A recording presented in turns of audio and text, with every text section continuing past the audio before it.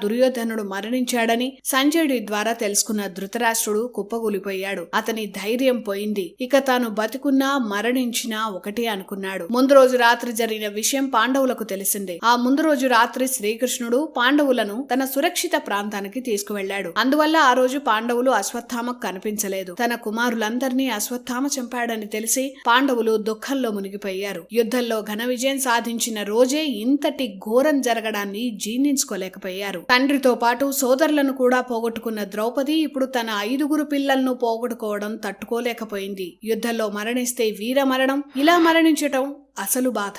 ఆ సమయంలో ద్రౌపది, సుభద్ర ఇద్దరు విరాట నగరంలో ఉన్నారు. విరాటరాజు ఉత్తరుల మరణానికి కుమిలిపోతున్న సుధేష్ణను ఓదార్చడానికి అక్కడికి వెళ్లారు. అక్కడి నుంచి ద్వారకకు వెళ్లాలనుకున్నారు. ఇక్కడ చెల్లాచెదురుగా పడి ఉన్న శవాలను చూసి ధర్మరాజుకి మూర్ఛ వచ్చినంత పనైంది. కృష్ణార్జునులు ఎంత ఓదార్చినా అతడికి దుఃఖం ఆగలేదు.